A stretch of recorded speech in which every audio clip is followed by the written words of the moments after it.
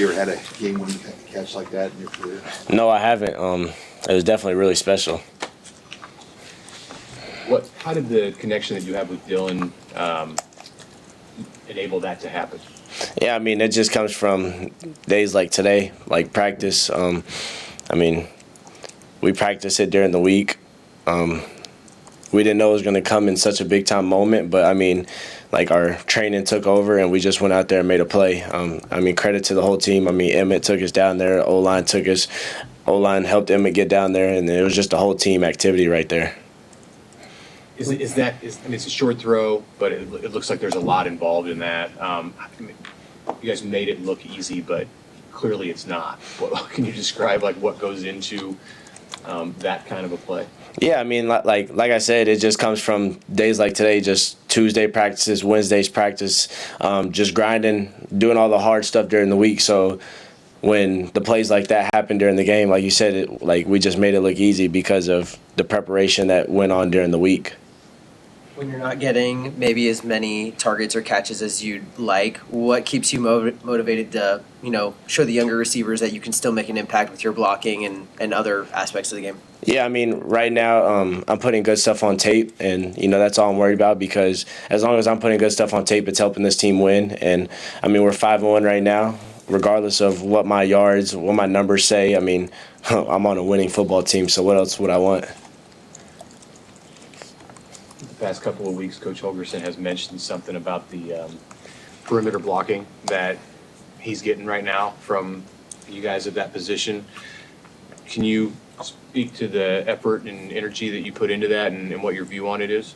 Yeah, I'm just trying to go out there, not only myself, like the rest of the receiver room, we're just trying to go out there and just, there's an old saying, like a lot of the old school coaches say it, no block, no rock. So that's really what the mentality of the room has been, just trying to, just go out there and dominate on the perimeter so we can wear those guys out. So when it's time for us to get the ball, those guys are tired from us blocking them all game, and now it's just easier to get the ball. What have you seen from Isaiah that's enabled his success so far? Yeah, that boy's a gamer. I mean, when it's time to play, he's ready. He's a ball player. Every time he touches the ball, it's super exciting to watch him. I don't get to watch it during the game, but when it's time to watch it on tape, you're just like, dang, that guy's a gamer, and it's just super exciting to watch him get the ball in his hands and make a play.